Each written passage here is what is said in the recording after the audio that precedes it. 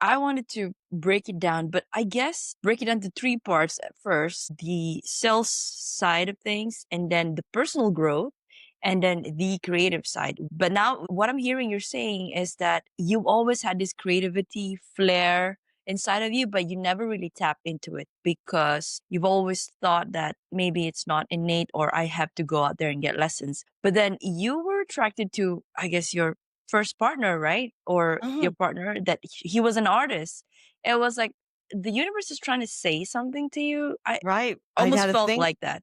I had a thing for artists in college. I dated a few different artists in college, and I feel like, yeah, it was like pushing it. It was like, "Here it is. Come on, girl. Wake Yeah, up. Here exactly. it is." You know, And it was uh, really a lack of confidence and a lack of patience and all the things that it it it wasn't the right time. But what it did was it gave my creativity a depth that had I started visually, I might not have the writing, right? I might have gotten really stuck in that visual part of it. And let's face it, there's not a shortage of visual stuff these days. There's all kinds of content creators, there's videographers, social media people, all of it, website, graphic designer. I mean, branding, photography, visual, there's not a shortage of that anywhere. So it helped me really in the long run so see the timing, you got to trust it. The divine timing is divine. When it's time, it will work.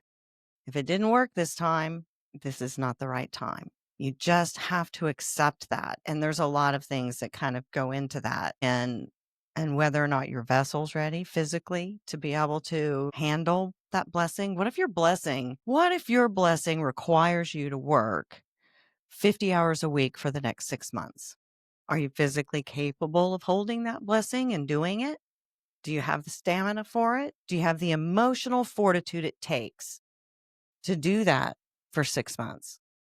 Those are things that prevent us sometimes from getting our blessing. And we see people all the time that get their blessing before they're ready and they can't hold it, right? We see them. We see people become a star, see people become their athlete and they fizzle and they can't hold it.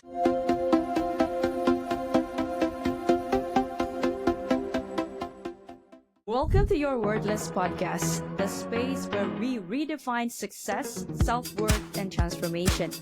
I am Nick Nieras, the soul-centered architect of transformation, helping you unlock your highest potential and build a legacy beyond limits.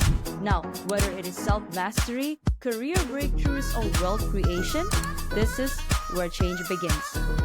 Now let's dive in.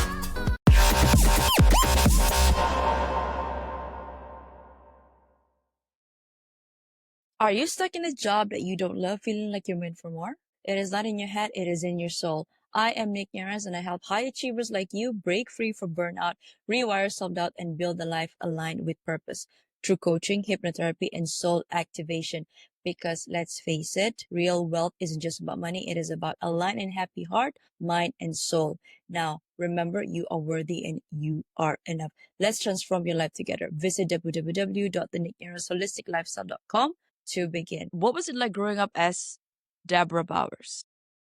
Well, I grew up in a really small town in Oklahoma in the United States. And it was I mean, I was born in the 60s and was, growing up in the 70s and early 80s. And it was a different time than it is now. I'm totally Gen X, and they're not lying when they say that in the US, Gen X, I mean, our parents just kicked us out of the house and we spent all day just running around, and there were no cell phones. They had to drive around to come and find us and call other people's houses, but they knew we weren't in those houses because their parents wouldn't let us in either. Makes I grew sense. up, and my daddy died when I was young, and my mom raised us as a single mom and a nurse, and I'm a middle kid, so I grew up very independent. And Mm. that really, and I was a smart kid. I was in the little gifted and talented program. I think they call it Cluster. enrichment or something now, but uh, Right. it definitely had an effect on me where I found my value through achievement. Right. So it made my mom happy if I achieved something. And I was quite good in school, I was an athlete and kind of an all around. I'm one of those annoying people that's pretty good at most things that I try and not everything. And I'm not like great at everything, but You first strive. time I'm just naturally good sometimes without ever having done it before sometimes. Anyway, That right? It's yeah. kinda it can be annoying sometimes, I think, to people, but because of that, I didn't have a lot of kinda direction. I took a lot of math classes. I didn't really see myself as somebody that was creative necessarily, right? I didn't take art classes. I was way too busy taking serious things and for anything frivolous like art. Now, I did take music, but I was well into my adulthood before I discovered some creativity. And I didn't even know I was good at sales. Even when I was in college, I was getting my degree in communications and organizational communication and public speaking and that kind of thing. And I got a job because my roommate was the supervisor for the OSU Foundation, right? Who's not going to go work for their Was that, roommate? is that even allowed? I know, Isn't there a conflict of interest? But anyway, girl. those were the days. There were no conflicts of interest Exactly. in the East. It just no. Our roommate, so all of us girls, the roommate was Dan and he had just moved in and one of the roommates already worked there. And so I got a job there too. And we did telemarketing is Oklahoma State University, my alma mater. And I was, I think, a junior. And so we all signed up. I'm going to go telemarket. I don't even know how to do it, but Dan's going to be my boss. And did you guys like this guy, Dan? Yeah, Dan was super Okay. fun. Okay. He was a little bit he watched a lot of baseball, and I thought that was kind of annoying, but, Right. he's a guy, and so let him do that. It could be more annoying than that. But anyway, turns out I was really good at it, right? So my senior year, I was telemarketer of the year. I raised more money than anyone else, and that job was what made me think about, "Hey, I might be kind of good at this sales thing." I don't even know exactly what that is and what that looks like as a career or a job. And I hadn't even thought about marketing. And so I just started slamming in some business and marketing classes those last 2 years that I was in college. And I went straight out of college into a sales job. And then I did that for about 3 years and then moved into marketing manager for that company. And kind of a weird way that it started just so I could go work for my roommate and have a really easy job. Honestly, that's the way the universe works, right? It puts people in our path to get us on the right track on what we're supposed to do. And that was it for me. It was the catalyst that really led me to what I'm passionate about today. But even then, I didn't see myself as really creative. My creativity came out as creative problem solving, creative negotiation, creative campaign planning, and promotional work, and eventually script writing for television commercials. So I did kind of get in that and then producing.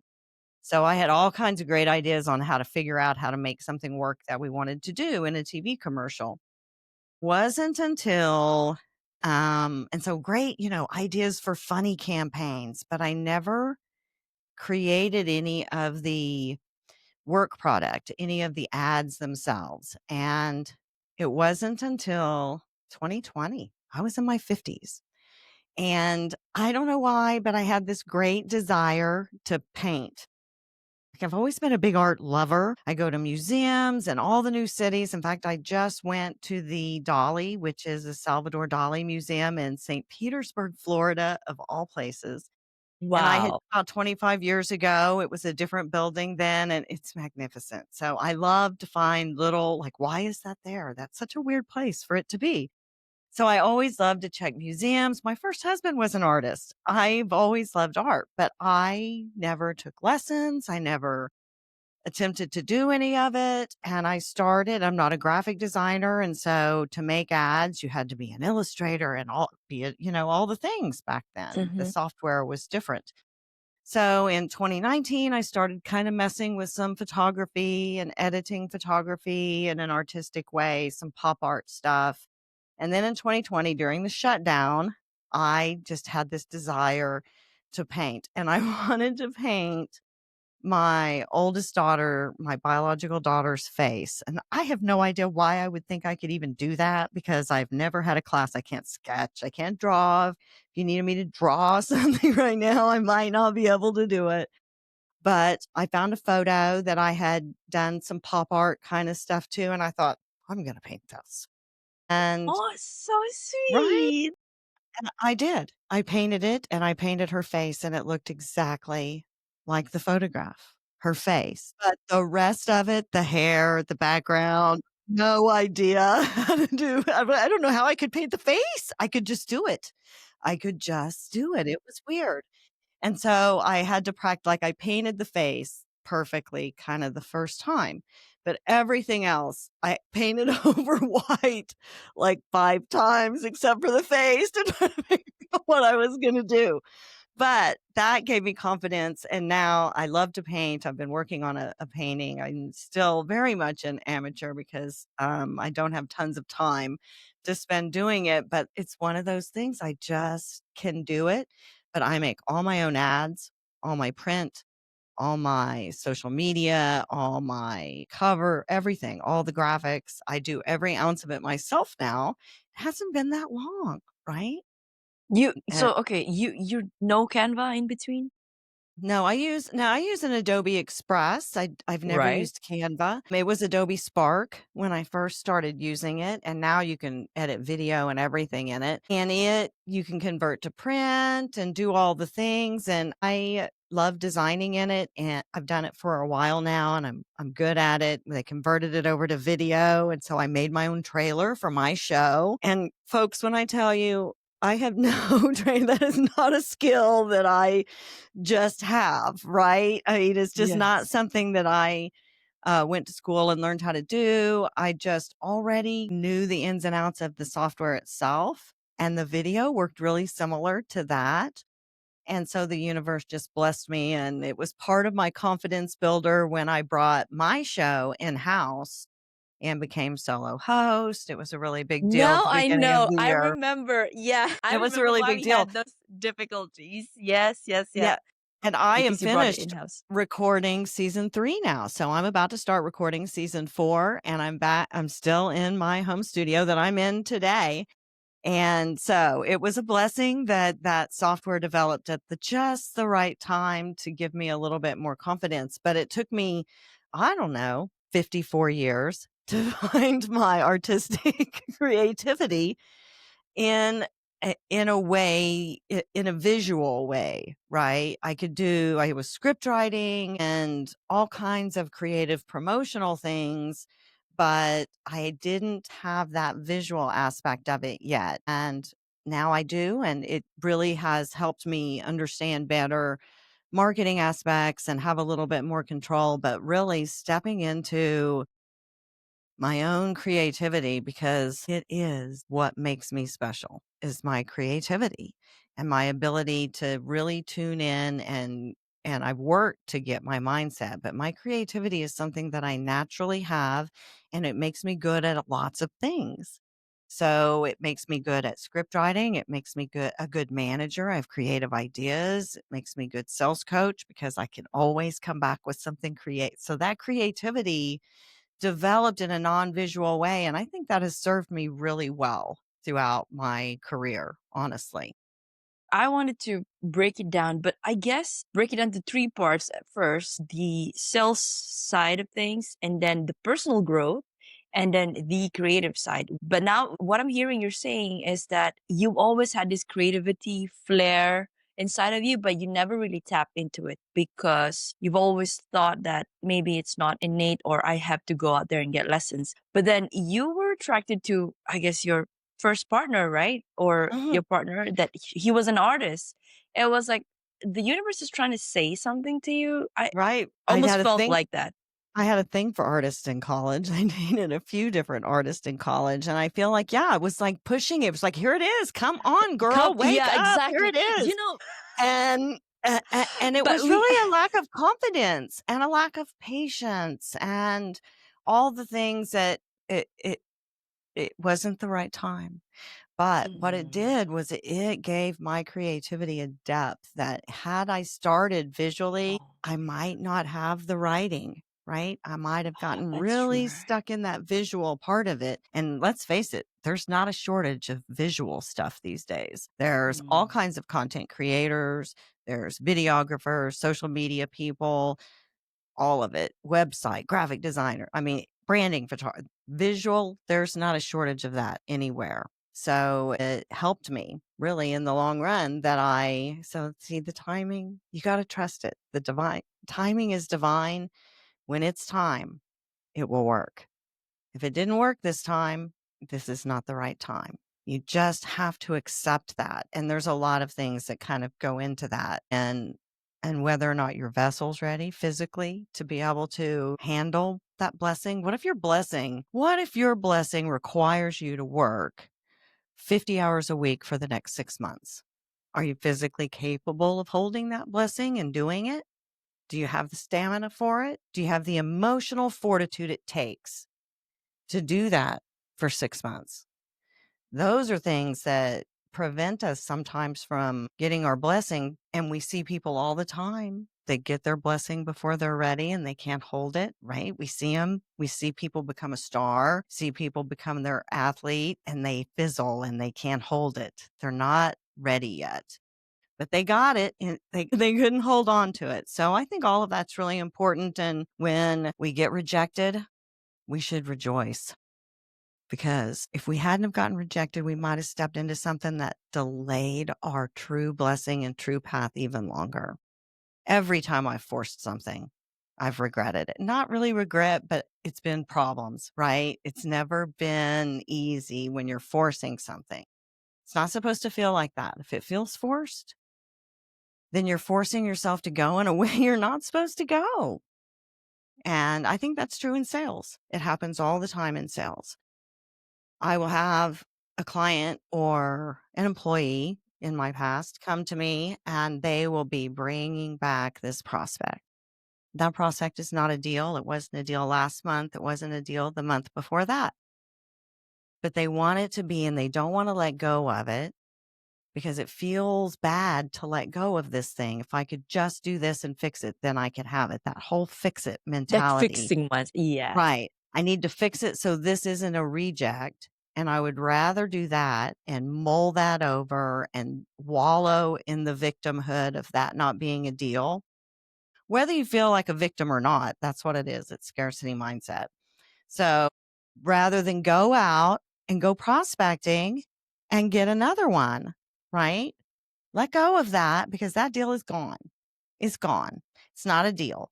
If you drop your price and take that deal, that's going to be a problem customer, I promise you. It always is every single time.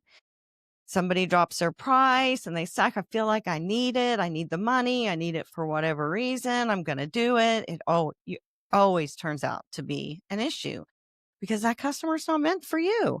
So step over those dimes, go prospecting, pick up some dollars, right? Get the one that's for you. Let go. Be willing to have rejection and rejoice in it. Man, that wasn't meant for me. Get out of my face. Bring it on. Bring me my things. Let go of it all the way. Otherwise, it's still taking up space and there's not room for what needs to come.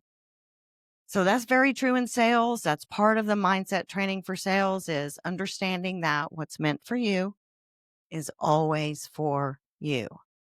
You just have to align with it and accept and make space, and it'll be yours. God, we went straight into the whole thing about this I got a little energy chill. Woo! regulation and attraction. And okay, so I guess this flows nicely to my question then, Deborah. How do we know if one is right? I mean, we have this scorpionic intuition, but everybody, Mhm. to be honest, we have that. We all have that, but we tend to disregard that because we're afraid. Again, the scarcity mindset, right?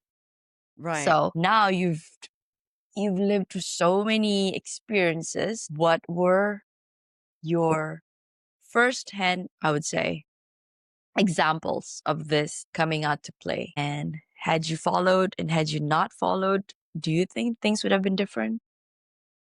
First, I will say that when I started my life over in 2020, you and I have talked about this story before where my marriage fell apart. I raised 5 kids and they were all out of the nest. And then my mother passed away in 2021 and it was devastating beyond imagine. I was really not functional to a point, and I had to turn my life around. And a big part of that is changing your mindset, right? And being able to let go and not live in regret. So I spent a lot of time thinking about what if I'd have done this? What if I'd have made this decision? What if I'd have left my husband in 2013 the first time this happened? What if I'd have done this? I wouldn't be sitting in this position right now. I wouldn't, a lot of that. And I have to say that today I'm more in my own skin than I have been in a couple of decades. I worked hard to heal triggers so that I wouldn't walk around all upset over what other people were saying and doing, and to let go of those things. And so now I don't have any regrets. I don't wish I would have done anything differently, even the things that I'm not proud of. And there's a fair amount of that as well. I think we all sat in that space. The things that brought me to my knees, that I stayed there and cried forever, they were so painful. I don't regret those. I wouldn't let any of that go because all of that brought me to where I am right now. And I like it here, right? I'm finally in my own skin. If I gave up any of it, what if I wouldn't be here? What if I never make it back to here again? And so sometimes you have to, and in fact, I truly believe that we have to be grateful. We have to be grateful for the times that are painful, because if I can look at something and be grateful for the lesson and be grateful, like for my mother, she was diagnosed in 2017 with stage 3B lung cancer, and they gave us less than a 10% chance she would live 1 year, and she lived 5. And so I choose to be grateful for the 4 extra years, right? I'm so grateful. So our relationship changed in infinite ways over those 4 years. So I could wallow that she's not here and that she doesn't get to see my grandchild and she doesn't get to have all the things, and I don't have my person, because once you lose your parents, the people that know everything about you, they're gone. And so it's a very lonely feeling, even though every single person on the earth goes through the same thing. So it shouldn't feel so lonely, but it does. And you have to be grateful for those times too, in order to grow and understand that that's a part of it. If you can do that, it's a superpower. It is a superpower to be able to do that and to be grateful for the pain and for the challenges and for scrapping your way through it, right? And for making it through. That's the ultimate goal and the ultimate mindset hack. I can be grateful for it all, even the shit I did that I'm not proud of. Even that. I'm grateful for those mistakes. Believe you me, I'm never going to make them again. I hear that, universe. I do not need to learn those lessons again. Do not send that shit my way anymore. I don't want any more of that. I do not need to learn that again. I'm grateful for that lesson. But if you can do that, then you can do anything. You can do anything. And I'm living proof. I look back at a lot of things and I'm not perfect. A lot of it still gets me. A lot of it I'm like, man, that was rough. That stuff that doesn't feel good, that I wish I would have done differently, but I'm still grateful because it brought me here, and I like it here. I like it here. I don't want to go anywhere else. The path that led me here, I don't know that there's another one. So this is the deal. Okay, I am very, very proud of how you made it to this stage where you can actually say, I like it here and I love it here. And I too have been on this journey, right? Spiritual journey the last 6 years. Having heard somebody like you said, okay, I'm in my 40s or 50s, 60s, even my on my show. I'm like, am I, am I, should I wait for another moment to, for another path to open up before me? And I know it's a paradox to, living in the moment because you're anticipating, meaning you're not present, right? But somehow I feel that the universe, because I believe in this, don't look at the messenger, look at the message. Because the universe is always speaking to us through everything and anything if you're just aware and attentive enough. This is just my thoughts, these are some of the things that come up into mind whenever you say this, because I can get very, very deep in my own thoughts and I overthink, both good Well, and it's the bad ways. Scorpio way, right? It's the Scorpio way, that overthinking. Oh, it's And we're trying to, so hard to stop. It's so hard to stop. and because we're very well in predicting, so to speak, but we always have our exit plans, B, C, D, E, F, all the way to, Actually, I um, don't have those anymore. right? I'm I used rocking to the have, ride and wherever it takes me. But I will tell you that, so I meditate a lot and I did something called the Theta Wellness Chamber. It puts you, it's like a pod, kind of like a tanning bed, kind of like a pod that you lay in, and it puts you in theta waves. So your brain, your mind heals when it's in theta. And it just really helped me be mentally strong. It cured a friend of mine's PTSD. It's amazing technology, but it just put me in this space where I can just let go of that. I just don't worry about anymore. It's like the next step in that. But what I know to be true is that your next path will come, and for me, there's a difference between, like, when it's your intuition, it's calm, right? It's not anxious. It doesn't feel scary. When when it's your true intuition, you just know, and it's calm.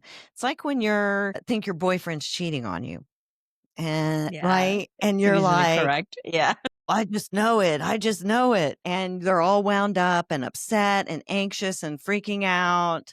Well, then you're probably just all up. You're in fight or flight. You're just triggered by something. But if you're like, oh man, nope, I just know, feel it in my bones. I just know. And you're not fired up, that anxious and worried about it and freaking out about it. You just know the truth. That's the difference between intuition and worry. Instead of like, so when I meditate, I've been getting these creative downloads. That's the only way to describe it. And my creativity is weird, and sometimes it'll hit me and it's kind of like vomiting.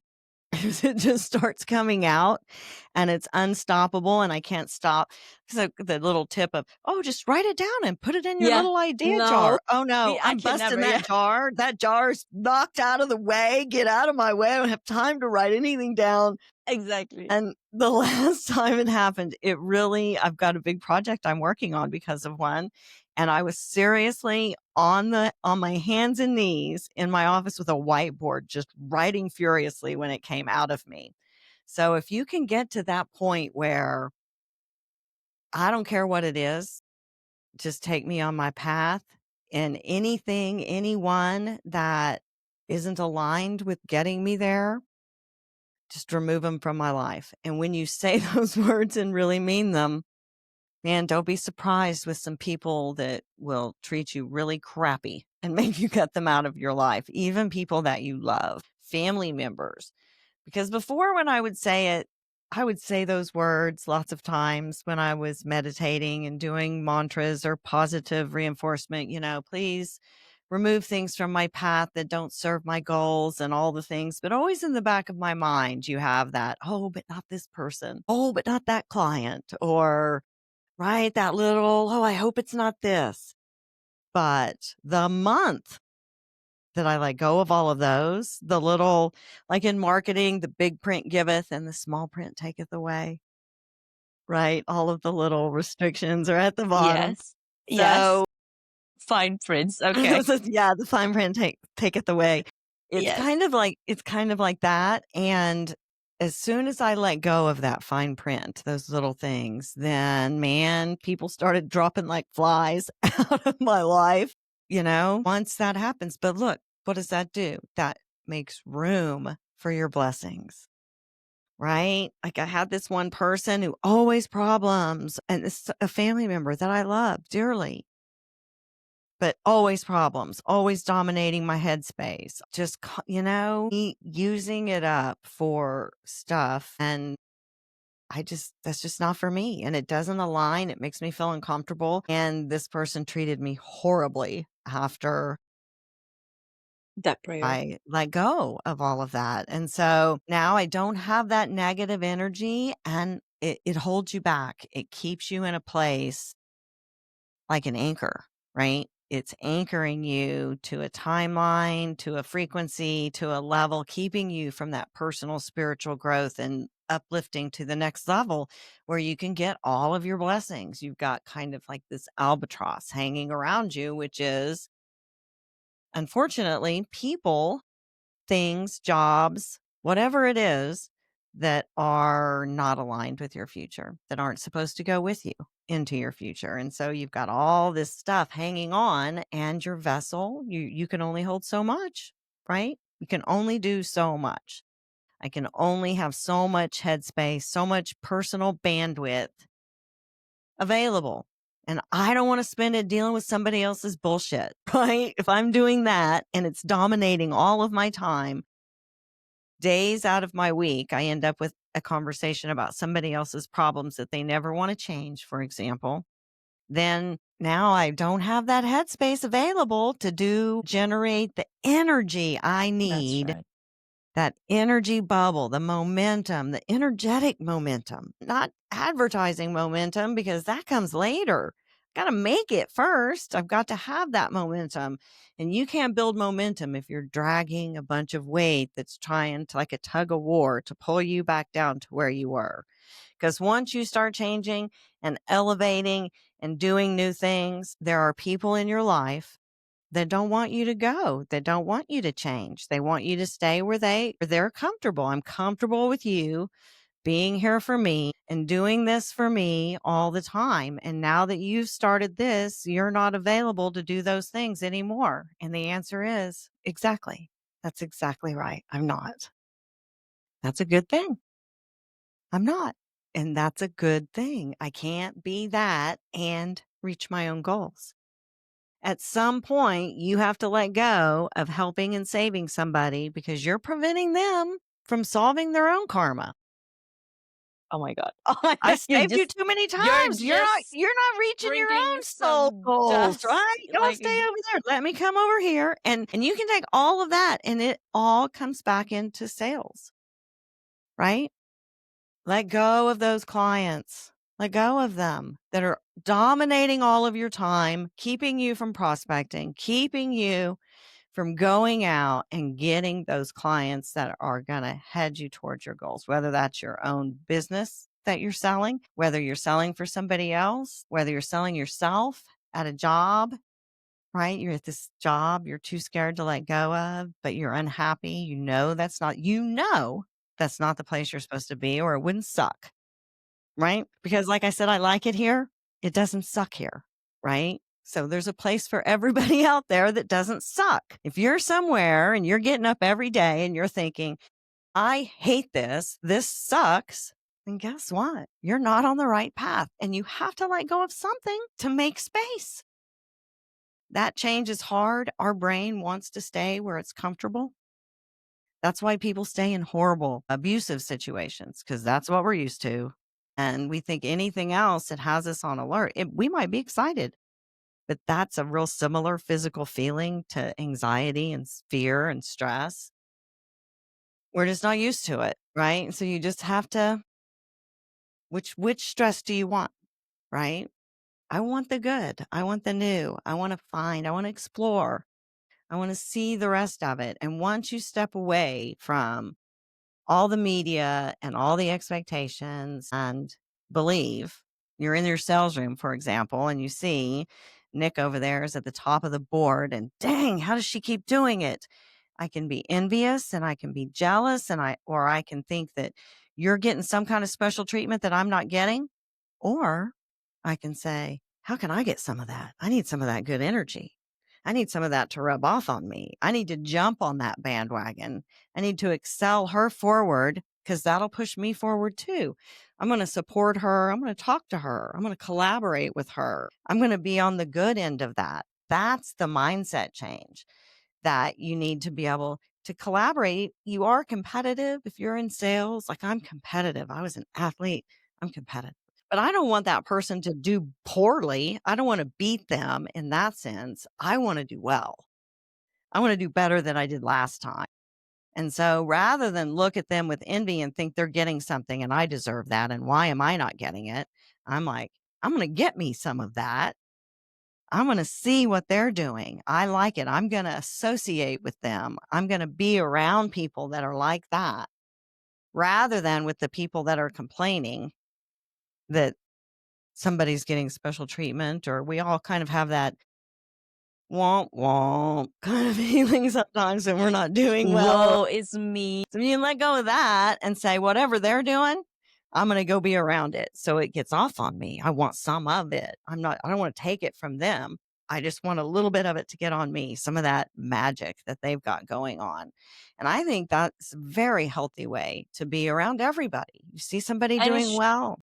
exactly. And it shows that you're the bigger person in the sense that, oh, because we all know and energy speaks first, the vibe speaks. So when you're seeing somebody, when you know they're doing well and you want to know, you want their recipe or just be in that circle, try to start with aligning if you can on their frequency where just be curious. If you're not even spiritual in a sense, just be curious and remove those envious feelings that you have towards them. And Because it really does just affect you negatively. exactly. And it hurts the whole, right? If you're selling the same products as they are and you wish them to sell less so that you can, right? That doesn't work. The whole momentum for the whole big whole, it has to be growing. And you can't have within your sales force that kind of backbiting, that wishing ill will Yes. upon each other. That it brings the whole down. So it's that old saying, if you leave a smoke filled room, you come out smelling like smoke. So what kind of smoke do you want to be around? I want to be filled with people that have a positive outlook, that are hitting their goals. They're right. They're in that right mindset. I want to be around people that are better than me so that I can grow into how good they are. I don't want to be down with the people that are complainers or at the bottom that aren't, because that's not what I'm aligned with. I want to be around people and so that's what you got to do. You are who you surround yourself with. So those people I was talking about that Soul left sucking. souls like that. I mean, they just aren't as far on their healing journey as I am, and they may never be. But It's okay. it is. It's Yeah. perfectly okay. I don't need their help to heal my karma, right? I can do that all by myself. But if they're in my 5 people, then they're holding that and they affect who the other 5 are. Because Yes. if you're aspiring to greatness and you're trying to be in a group or have your circle of influence include people that are better than you and they see a dreg, right? It affects the energy that you are who you surround yourself with. You are who your energy goes to, and part of that energetic bubble and who you let in. It's important. It's really, really important. When I was a sales manager, I would fire somebody faster for a bad attitude than I would poor performance. Right. because Right? they will I just bring I the whole room down. They'll bring the whole room down, and you'll have people complaining over why is the grass green? I mean, you just know, but because it feeds off of whether it's positive or negative, it all balls up and feeds together. So, boy, if I had that, you get one, it stands out when you don't have that anywhere in your whole team. You get one person in there all of a sudden that's like that. You can feel it, you can hear it. Something's not right, and best to just get rid of it because it will change the vibe of the entire team to have that one negative person in there. That's how important it is. Like I could have somebody with horrible performance and have somebody that's doing well, but that's affecting the entire team negatively. I'm going to get rid of the person that's doing well. right. I think that's just us being very super sharp with which one gives us the vibe. I mean, I had this similar event, not firing people, but I had a tussle with my younger sister because she was giving me an attitude yesterday, and Mm, I lost it, and I gave her a few chances before, but now I told her. She came and apologized, and I told her, if I say yes and we'll get along again, but the next time you're gonna think that it's gonna be all right for you to do it again because I never took it seriously. So I did not use what do you call this? There was some screaming, but then after that I realized, it wasn't. I think there's some triggers that I needed to heal as well because everybody that you meet is a reflection of what's something that you're not addressing, right? So, and I took a step back. I went away for a while, and then she came over and I told her in the calmest tone possible, I gave her what I really felt that was inside my heart. I cried. Okay. I very used to, vulnerable for a Scorpio, my friend. Very vulnerable of you. yes, I cried. And that's the thing. I never really cried, especially okay, earlier days, I was the one making people cry. Okay. And right now, the script has flipped and to me crying, and I tried to make sense of it, and I said, I think because I really love this person, and that's why and it disappointed me to the fact that, oh, I thought you, and because she's my half sister, so there are things that I needed to work through with her as well, with how she came into my life, and for her Mm-hmm. to turn around and gave me that kind of attitude. It hurt me. So I told her this. I gave her what I felt, and she cried too. So I don't know. The second she cried, and she's a Leo, huh? She's A freaking hard Leo. headed. Yeah, and I guess that's why I'm a Leo she moon, so the it's a Leo little bit sun. a Leo moon is different a little bit than all the other Leo placements, Oh but, my god. I will tell you another way that you and I are aligned is one of the people that I had to let go and that isn't in my life is my sister.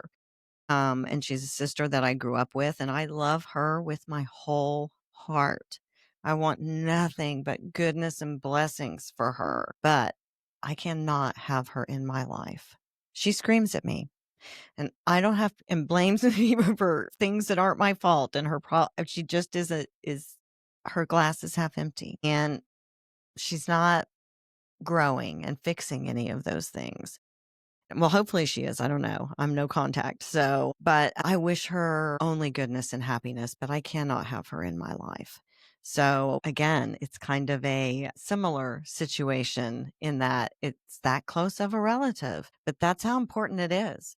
If somebody isn't healing and isn't growing with you and doesn't bring you anything good, then sometimes that's what you have to do. And I definitely did. And I feel so much better. I have room, right? I have room for something else in my life. I don't have to deal with that constantly. And I've worked hard to not allow the words and actions of others to affect me emotionally. Now, I'm not perfect.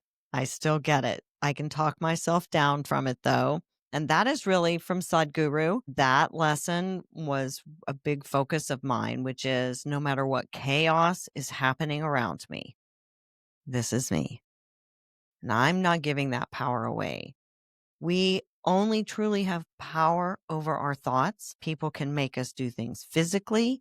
They can do all kinds of things to us, but they cannot change what our thoughts are. And our thoughts generate our emotions. So the moment I let somebody, what they do or say, elicit a negative emotion in me, then I just gave that power to them. The only power I actually have. I just handed it to somebody else, and now they're in control of whether I'm mad or I'm upset or I'm frustrated or I'm angry. And that, boy, took me about a year of walking it back. Okay, you're not really upset with Nick. Why is this so upsetting to you? What they're doing doesn't have anything to do with your life. You're still you. You still get to do all the things that you've been doing. What's happening? And oftentimes for me, it's something from my past that's triggering that I felt like that when I was young or something. A lot of times I don't even know what it is. And I truly believe that we carry a lot of ancestral karma with us. That so when you feel all upset about something and you have no idea why, and maybe you go to counseling and you talk and talk and you try to figure out what it could be and you never figure out what it is, well, maybe it wasn't yours. They've proven epigenetics. They've proven DNA memory is a real thing. So experiences, bad experiences and PTSD and trauma gets coded into our DNA and we pass that down and it has to be healed. So sometimes you feel that way and you don't know why. And you just got to feel it and work through it and let it go. And you're healing ancestral karma when you're doing that. The universe will bless you. The universe will bless you. Thank you. Yeah, I think it's a sign that my soul is expanding again after that It, encounter because it was very, very out of the box for me, even for me. Like to I be would able to never. stand up for yourself and set that boundary now, Yes, the key is to hold it because it'll test you again, right? I let my exactly. sister back in my life and it took about 6 weeks for the For that universe too. to show me yet again why I did that to begin with. And so I also don't need to learn that lesson again. If anybody out there that's in charge of those lessons, I don't need to learn that one again because it does. It is painful. It's not like it's not painful for me. It is. It is painful to not have someone in my life that I love and care about that has been in my life for most of it, right? I'm 18 months older than her. So it is. It's painful to not have that, but not nearly as painful as it is when the crazy comes and when all of the drama comes and all of that's dominated. It's not even my drama, right? It's not even my drama. And I'm all wrapped up in it. No, thank you. Pass. I'll pass. Pass. Hard pass. That's a hard Hard pass pass. Yeah, for it's a me, hard pass. right? Have you ever had this where you prayed for something, that prayer keep people in your life or remove them, or even a blessing, have it make it stay in your life or remove the blessing out from your life, but then something comes along and it's almost like you have this inkling that the universe is testing you whether you take it or not. You know, I found myself in a situation many times before and even in recently in the last year where I'm like, okay, I know I'm aligning. I've shed everybody. There's no one else for me to kick out of my life, right? There's Yes, you're nobody going through left. that mental I, checklist I of who I've are your lost. friends and family members that Well, just okay. who's left? Who's left? Yeah, Because believe you me, once you start shedding, and I'm already a Scorpio, so man, the list is short anyway, right? I mean, I know a ton of people, but as far as the people that are on I the inner know, circle, right? The inner circles, that's like, right. And uh-huh. so you think, well, there's always something else left to shed, right? There always is. I forgot the question.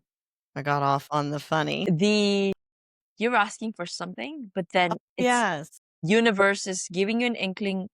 Is it a test, or is it really that I should step into that blessing and really level myself up with that? I have had that over the last year. I've had a person that was in my life as a client and as a friend, and a client on multiple different levels. I was on the board of their nonprofit, for example, and I kept thinking, and it was somebody that I had seen kind of romantically part time, off and on, and they would come back. I would think, "No, I'm done with that person," and they would come back. And sometimes after a fair amount of time where I've shed everybody else, so whoever's coming, it's going to be good, right? And then it's this person, Yes, and it's this that's the person thing. again. Yeah. And I'm like, okay, I've already passed this test. And so is this the test again? Or is this person changed and now they're coming back? Right. And I will tell you that in my experience, if I'm asking if it's a test, then it is. Then it is. Because if I have to ask that question, then I'm being tested. That's a good one. That's a good one. Otherwise, otherwise I'm just in it, right? And I'm in it and I'm not questioning it. And I don't even ask if it's a test because I'm either blissfully ignorant that it is, which means it's going to hurt and I'm going to grow a lot, or this is it. And I'm not being tested. This is a good relationship that I'm in. And I'm just here to tell you 100% of the time, if I questioned, is this a test? It was a damn test. Oh my God. I mean, Okay. I'm getting my every answer single through you time, right now. every single time. And when I didn't accept that it was a test, it didn't mean I fell for it all the way, right? Yes. But It'll hurt. I also didn't let go of it all the way either, right? So I'm Yes. in that You're phase like, that we talked about where I've got the yeah. thing hanging on and I can't Uh-huh. let go of it because I'm pretending like I don't know that Right. this, whether it's the job, the relationship, the whatever it is, isn't aligned. I'm pretending that I don't know. I'm not really pretending, but I am. I'm not being honest with myself because if I were to stop and deep down, you just don't want that to be the truth. And that's because typically for me, it was the loss of potential or, Women and potential. right? We The potential. love nurturing. See the best in people. I And think that's it's the why when we opposite. I think You think so? I do. I think that unresolved childhood trauma often looks like us trying to convince a bad person to be good to us. And if we can't convince this person to be good to us, then somehow we're not valuable. And now it's like the full court press that I'm not letting this person go. This person is going to love me. I know they love me. But that doesn't mean that they're right for you, right? It's that whole thing where you're forcing it, Okay, you I'm getting the know? cue. I That's the deal. And I don't want it to be we don't want it to be true. We want it to not be a test. We want it to be, oh, this person you want has been on this giant healing journey and they have come Oh back my to god. me like the Oh my twin god. flame and they're in it now. We're going to get in our together phase. This is going to be it. I'm a Scorpio, so I've got a million different memes with all of that saved for me to go Yes. through and read Yes. and read in my own echo chamber and reinforce all of that. But what happens next is then the universe takes the client away, takes everything else around that person will be gone till there's nothing left. And you're like, I guess that was a test. I guess I'm dumb. And I should have, instead of just do it yourself. Right. So, but for me, I'm dumb. I'm a slow learner. And Me I, too. You see, I, that's oxymoronic to us being an overachiever, competitive person. Because with well, the universe, we want to prove that we're at least give me some degree. I earned this. Like, I it mean, is. It's that whole seeing value through achievement. yeah. You get in that, I can't make this happen. I'm so headstrong. I'm not willing to give it up. I'm going to force it. I'm going to close this deal. I'm going to make this relationship work. I'm going to make this person realize how wonderful I am and that they need to treat me better than this. Whether it's a romantic partner, a business partner, a relative, a family member, whatever it is, a boss, whatever it is, it's this, you're compelled. I'm compelled to do it, right? I'm not letting go. They are going to realize it, not going to let go of it. But in truth, and you're forcing, you're hanging on to something that isn't real, right? It's not real. So, yep. So, There's your okay. answer. There's your answer, Yes. Nick. Yes. Yes. Oh my God. If you're asking yourself if it's a test, then it's a test. Because and the thought would and even, on the pass fail ratio, if you're asking yourself if it's a test or if not, the it's not pass right. fail, you're teetering. You're Yes. teetering. And you can remind me of that someday that Deborah, it's a test. That's going to be Bro, the I whole already know it's key. a test right now. Like in my head, it's You a know it test. is. One is a test and one is actually, I feel it's a line for now. Good. For now. Here's the thing. I believe that the universe brings people into your life at the right time for you to achieve certain things. Sometimes that's a really hard lesson that you have to learn before you can move on to the next level. You got to learn it and release it and make space. Make space. You're holding all that stuff in. You got to get it out. So sometimes it's a karmic partner that comes to throw your world upside down or to show you a new way of doing something, or the friend that's going to have your back for the next 20 years, right? That you never thought that you would have. That's not somebody that you would typically have as a friend, for example. You just don't know. And on the other side of that, you also don't know the effect that you have on somebody's life.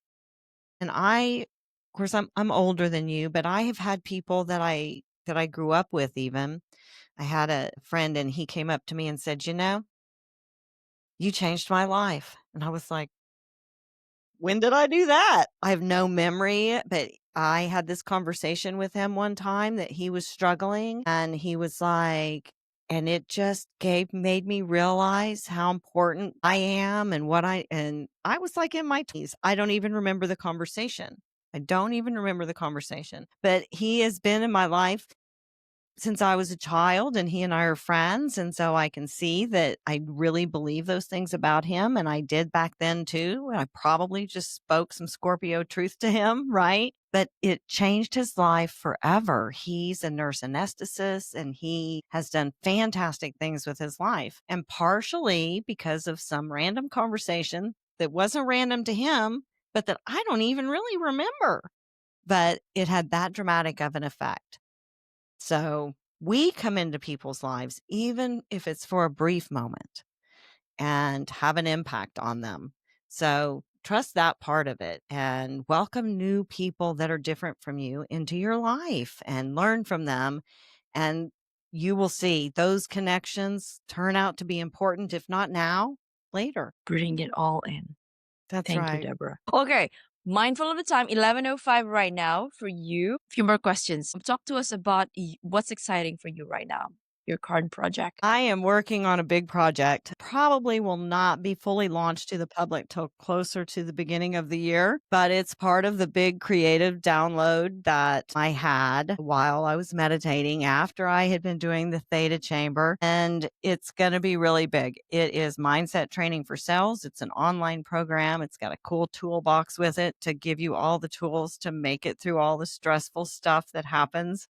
And I'm really excited about it. I'm not in the studio yet. It is video that you'll be able to download and take the class and have the toolbox and all of the things. I'm really excited about it though. And I will be in the studio soon. I'm scripting and storyboarding right now and it's growing and I can't wait. I God. can't Oh wait. my God. I'll have I to got come back chills. on. I'll have to come Yes. back on when it launches Yes, and please. it'll Yes, be please. awesome. I'm really excited about it. And I think that all of the things I've learned in my life are really kind of converging into that. And it's going to really help people be able to deal with even the stress of selling yourself for job hunting or your own business or whatever that is. So I'm excited. I'm excited. I'll come back on and we'll talk all about it. Exactly. All right. What is your heart's greatest wish? You know, I would like to find balance on the earth. We have a lot of, well, let's face it, our earth is very masculine right now. It's full of masculine energy. I And love don't that. get me wrong, I love masculine energy. Me I too. love men. I'm very competitive, but there's a lack of femininity. And feminine energy has been so suppressed in the world. We have our energy through spirituality and through magnetism and frequency with the earth and sexuality and sensuality. And it has just been really suppressed. The earth is going to balance, right? The yin yang, the feminine and the masculine energy.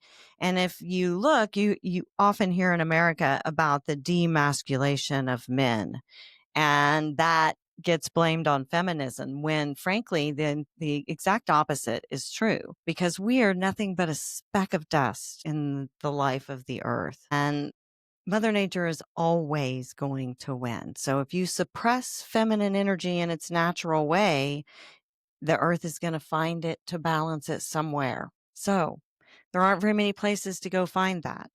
And there aren't very many creatures on the planet that birth a human soul onto this planet. And that is what women do. And we carry that spirituality within us, and it's not threatening. We need masculine with it.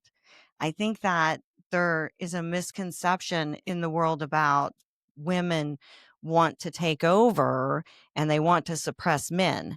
And I think the true feminist doesn't want to do that. What we really want to do, honestly, is go jogging on a wooded path alone with our earbuds in at night. If we can That's make it right. safe where we can do that, that'll solve, then all of the other problems will be solved. Because to solve that, it has to solve all of these other issues. But our masculine world, look at it. It's very physical. Masculine is physical in nature. I raised 2 girls and 3 boys, and boy, you get that mixture in there and you can see the difference in how they are by nature. And it's not a bad thing. We're meant to be that way. So if I could change anything in the world, that's what it would be, because it would solve those problems. Women have the economy of spirituality, of feeding and of caring for people and healing people. And all of that has been lost in the name of control, power, and profit. And so bringing back that feminine energy and to succeed as a woman, for example, in corporate America, you have to adapt to that masculine energy, and it feels wrong. And we aren't meant to hustle. We are meant to attract. We're magnetic. We're not meant to do all of those things, but we are also not at all comfortable in our own skin. When we are feminine, we, are horrible to one another and judgmental to other women, because we're conditioned to think we're either pure or we're a prostitute. Ain't all of religion. We're either pure and virginal, like that exists, or is fun in any way. Nobody wants that person on their team. That's not my 5 people in my energy bubble, isn't some pure virginal woman. I mean, that first of all doesn't exist in reality, right? Exactly. That's not reality. So there's that. That's the only good. Or there's a prostitute, and neither of which is real or true. So this whole image and masculine, very consumer driven, drive population, all of that, that's what needs to change. Bring on the woman. Bring on spirituality and all of the good things, because guess what? Y'all are going to like it a lot more. Mm. They're going to like it a lot more. Exactly. Come on over here to the good side. Yes. Sign me Right? up. Come on over here. You will like it better, I promise you. So I think we are moving towards that, albeit slowly, but we are moving I towards think that. that there's a huge spiritual movement. And look, Oh, you're in yeah. Malaysia. I'm in Oklahoma. We're on the same spiritual path. right? Women all over the world are on this path. Men are too, but raising the spirituality of the earth, lots of astrological things happening to facilitate all of those things. So we are. It's happening. It's happening. Yes. I I'm so love it. I got a little excited. chill. Yeah, me too. Okay, Deborah, if you could create a quote right now for you to leave to the audience listening and the world as your legacy, what would it be? Let's see. It would be mindset is everything. Let me show you the way. Simple yet profound. Simple. Can't all be said in one single quote, right? So that's it. It's not that I love simple. it. Okay, Deborah, how can people reach out to you? How can people find you? Well, you can always find me at my podcast website, dealswithheels.com. You can download my free ebook, which is titled 5 Steps to Having a Mindset for Success. They're the 5 steps I actually took to change my life. It's short, quick read, and you can see what those steps are.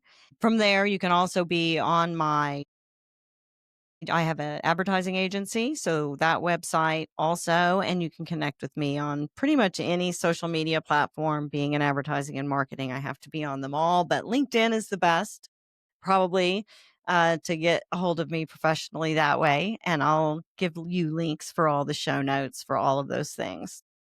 Brilliant. So, Deborah, we have come to the tail end of our interview. Do you have any last message for our listeners? Just to hang in there. Boy, there's some crazy stuff going on in the world right now. And I like to separate myself kind of from that and hold my own kind of spirit and know that I'm where I need to be. So really, it's just hang in there, be confident with yourself. I always encourage people, I do a challenge. So I challenge everybody for 30 days, every day, spend 5 minutes alone. No music, no media, no phone, nothing, just by yourself, sitting alone. I like to do it outside, but anywhere, taking a walk even, but with no distractions at all. And all the thoughts will come in your head. Just let them come. Just let them come. And eventually they clear themselves out. And by the time day 30 comes, you will see the way. Thank you, That's it. Deborah. Well, that was an inspiring episode with Debra Bowers. Deborah, thank you so Awesome. much We for the always have work. the best conversations. I know. And I know it's only about time we're gonna meet, in person. So Yes. manifesting Yes. it.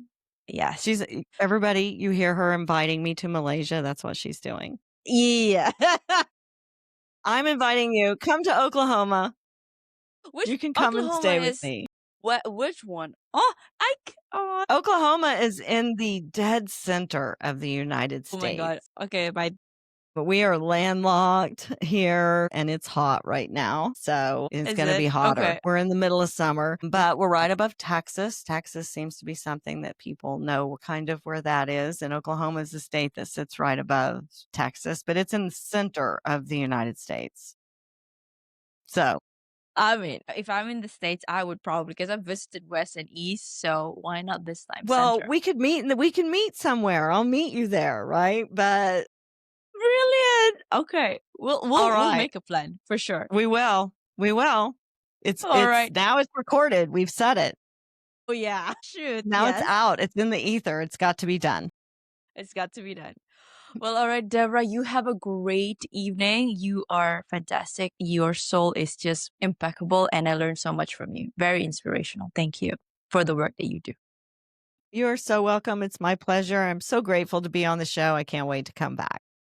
Thank you, Deborah. Thank you for your time, and good evening to everybody listening. And good night wherever you are. Thank you. Yeah. Love this episode?